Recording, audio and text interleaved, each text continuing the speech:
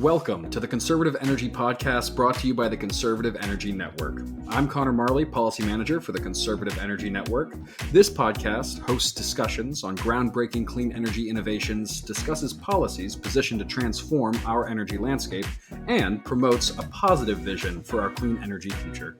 And I'm Bradley Bechet, National Director of the Land and Liberty Coalition. Thanks for joining us as we bridge the gap between policymakers and practitioners who are changing the energy landscape.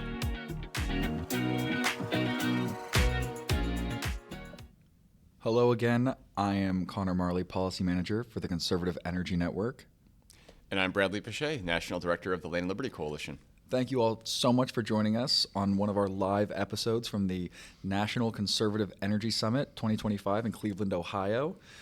Bradley, joining us today is a guest that you had hosted on a panel that was, what was it, Tuesday? Yes. At the Conservative Energy Summit. Do you want to introduce today's guest? I would be happy to. So welcome to the podcast today, Logan. We've got Logan O'Neill from Chambers for Innovation and Clean Energy. He serves as their Midwest Regional Director. Logan, thanks for being here. Thanks for having me.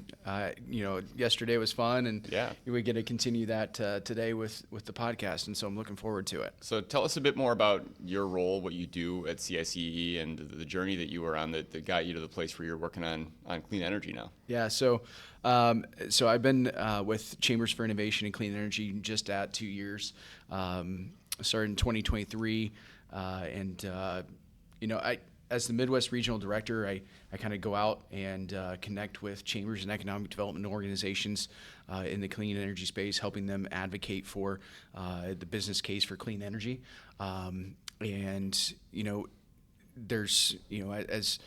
As our network continues to grow, we've got roughly 1,300 chambers and economic development organizations that are in our network that we can collaborate with and do things with. But as we continue to grow, there's still chambers and economic development organizations out there that are in need of good quality, relevant third-party information, and that's what we're here for, and that's why we do what we do, and making sure that those organizations, chambers, economic development leaders, their boards, their business community knows that there's an opportunity for them to get engaged in these conversations and to be positive advocates for projects and economic development projects in their communities. Great. And so you're based in Ohio, but can you remind us what that Midwest territory looks like for you? Yeah. So we talked about it a little bit yesterday that Nebraska is Midwest, but you heard it here again, folks. But for me, I kind of have Ohio, Indiana as my primary states. Michigan is a pretty much a primary state, but then we start getting into Wisconsin, Illinois, Minnesota, and then start getting over into Iowa. Have done some work in kind of the Dakotas as well. Our team is strong, but we have quite a few states that we need to cover and stuff. So it's a good territory. It's a busy territory. Sure. There's a lot of stuff going on. As I heard in one of the panels earlier, there's transmission lines, there's projects, there's all sorts of stuff going on in the Midwest, it's fun to see and fun to watch. So, as you mentioned, those states, what comes to mind there is the only thing they all have in common is that they're all different in terms of their permitting and siting regimes for wind and solar projects. So what's it like working in a state like Indiana that's county zoned versus a state like Wisconsin where all the projects file through the PSC in terms of how you're engaging and mobilizing these chambers to support projects or even just the education work that you're doing around how they can get engaged and what they should expect around a clean energy project that's coming into their community? Yeah, so when we look at different states, we start working with different chambers and economic development organizations. Understanding, at a little more than a base scale, but a lot of times chambers and economic development organizations, especially chambers, don't really know even some of that stuff. And so I think that for us, coming in and being that kind of that expert or in the room, that peer advisor in the room allows us to have that rapport with chambers and economic development organizations. When you look at our staff at Chambers for Innovation and Clean Energy, majority of our staff has been in the role of a chamber executive or an economic development executive. And so when we go into a room, we go into that with the premise that we've been in their positions. When I was in, I spent 6 years in Chamber of Commerce as an executive director, and then spent 4 years in economic development as an executive director. I had two communities in both of those roles that had behind the meter solar, and then the one community had behind the meter battery as well, battery storage. And so those were primarily for just kind of transmission savings, things like that, but also we were able to work that into our economic development plans. And so the one has allowed for additional expansion of industry in the community, and then the other one was one that the other community was one that allowed us to say and respond to requests for information from the Economic Development Network in Ohio. As requests came in, it allowed us to say, yes, we have clean energy as a part of our portfolio. And so, that happens from the behind the meters perspective. But when we look at utility scale projects or, EV projects or, different things like that, there's good quality paying jobs from construction to development. But also there's good paying jobs that come from operations and maintenance as well of those sites. And depending on how big the site is, means potentially more employees, more payroll that comes in. And so, as we continue to grow and develop programs and services for chambers, we have like a chamber energy toolkit. Mm-hmm. And so, we want to support chambers and economic development organizations with resources and the ability to advocate for themselves. They're the best voice for their communities. Mm-hmm. And we can come in and go to meetings, go to places and talk. But when we get chambers and economic development leaders to speak up or speak out for projects or supporting projects, things like that, that has a different weight to it. Yeah. I can't imagine that there's another organization out there doing similar work to this. And I wonder how much of a value it is for you to have, as you said, thousands of different chambers and economic development organizations in your reach. How much of that can be sort of a storytelling apparatus to share successes or lessons learned from one community and bring that to others? So we have a newsletter called the Power Line newsletter that we try and make sure that we feature stories from chambers and economic development organizations that are doing things in this space. But then also, we have case studies that we've done that are really good case studies from across the country. But then also, just anecdotally, being able to tell the stories of communities that have had success. And everybody defines success differently. Sure. For each state, for each community, you may be in a little bit larger urban area, and you see success differently than a smaller rural community that has 300 or 500 residents, and it's a major game changer for their revenue sources, and allows them to do some really cool things with the dollars. And so, there was a community that I had talked to a couple. I think my first year had went to a conference and was talking with this economic development organization, and they have primarily wind in their area, and it was interesting to talk to them because they're like, yeah, we had struggling farms, and a lot of farmers were losing their ranches and different things like that. And wind came in just because of the nature of the area, and they were like, it's saved a number of farms and allowed farmers to continue farming their land or ranching their land, so those are those great stories that we want to tell. We try and share as much as possible. Logan, where can we sign up for that newsletter? You can go to our website, chambersforinnovation.com, and it'll pop up for you. That's great. It sounds like an awesome resource. Yeah. I want to dive a little bit more into that success, Logan, that you're talking about. So what does a interaction with an economic development group look like to get them excited about energy specifically? Because they have to deal with a lot more than just energy topics, right? Yeah. When I was in economic development, it started with the dirt and what was under the dirt, and that was how it was taught to me in economic development. Was the dirt, and underneath the dirt was number one. If you didn't have the infrastructure, you weren't going to be going anywhere, because you didn't have the resources to be able to build out a project or an industrial park or different things like that.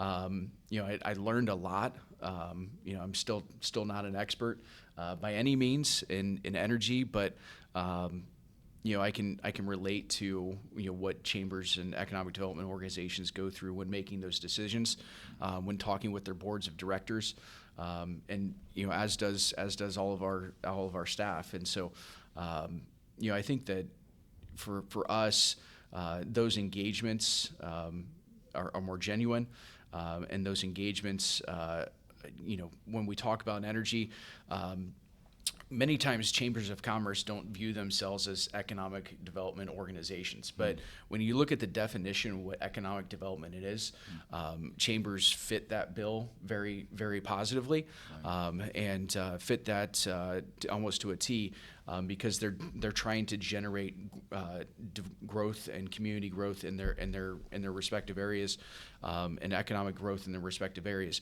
Now, it just kind of depends on whether or not they're trying to help the mom and pop shop continue to grow, or if they're trying to help support a local industry that's coming into the community and trying to get them resources to share about the businesses. Maybe there's catering that needs to happen. Maybe there's a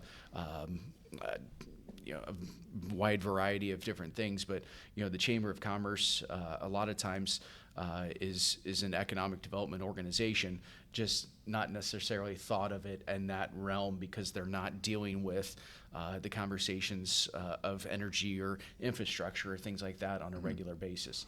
And so those conversations, when we talk about that, I went to a conference in Michigan with chamber professionals, and I sat down at the economic development table, and we got to talking about different things, and people were like, oh, okay, I guess we are. Right. And so I encourage people to look up if you're a chamber of commerce or an economic development organization, primarily chamber of commerce, just look at the definition of economic development, and you'll be able to fit yourself into that. Definitely. I imagine there is energy companies that could join the chambers of commerce, but in reality, all of these companies need the infrastructure to be able to keep the lights on, keep the refrigerators running for whatever your business is. You do need fundamental infrastructure, and so I am loving that you have so many partners in so many places that are now understanding and prioritizing that messaging. Yeah. The other thing that kind of comes into play a little bit as well is we have when I was in economic development, we had a resource for our businesses in the community to kind of save on energy savings. It was an energy savings program, so there was energy audits that came in, different things like that, and so. Chambers and economic development organizations can be facilitators of that too. It doesn't have to be necessarily, hey, we're gonna change this or bring in this project or anything like that. There's opportunities for that as well. And so, being a facilitator and being a conduit for information to flow is what chambers of commerce and economic development organizations do. Being in the Midwest and having that as your focus, do you find yourself having to deal a lot with agricultural business? And if so, what is the pushback or what's the word? Receivership of that information? So we don't necessarily deal directly with landowners or farmers, different things like that. But what we do is work with the chambers. There was a chamber that was just down the road from me, from where I live, that they actually have an agricultural committee. Oh, wow. As part of their chamber and their committee structure, because they are such a strong agricultural community.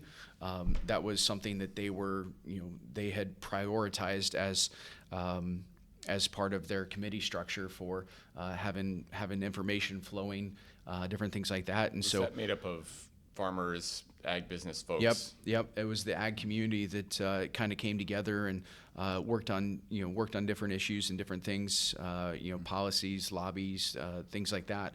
That then kind of translated into their legislative committees, and allowed them to talk about different things. But there's chambers that have those kinds of committees all across the country, all across the Midwest, and so when we do find those, it's great. We can talk to those, but at any certain point in time, you're going to have like a John Deere dealership that's part of your chamber is supporting your community or something like that, right? I mean, John Deere just because it was, but right, but you kind of understand that there's different ag businesses out there.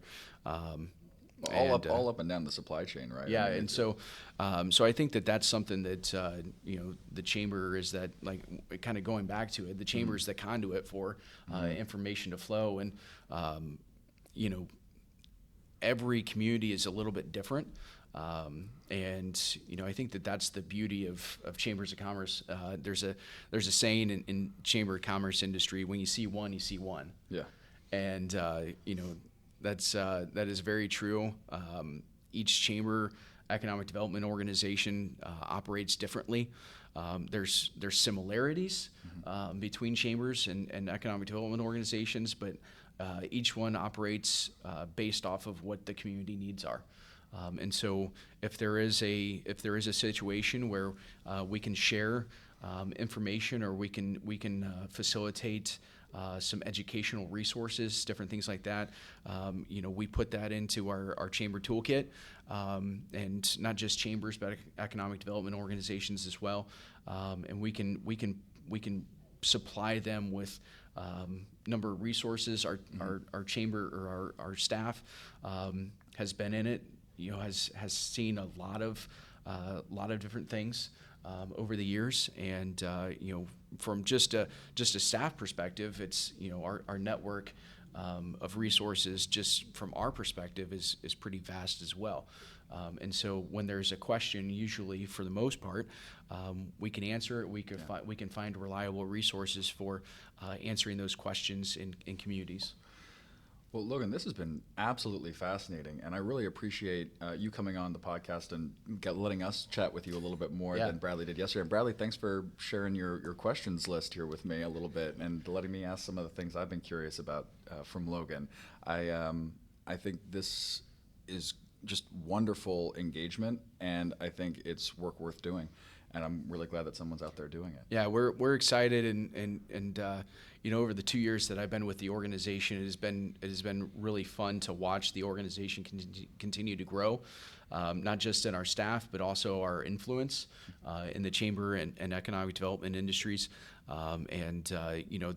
are very, very much their own respective industries, but we are doing good work in connecting and making sure that those organizations and those communities that need the information get the information that they're looking for. I love it. Great. Thank you, Logan, for being on. Thank you, guys. I appreciate it. Yeah, hopefully we'll see you again. Yeah, absolutely. Thank you for listening to the Conservative Energy Podcast, brought to you by the Conservative Energy Network. For more helpful information and resources, please visit our website via the link in our podcast description. Together, we can energize policymakers to power positive change.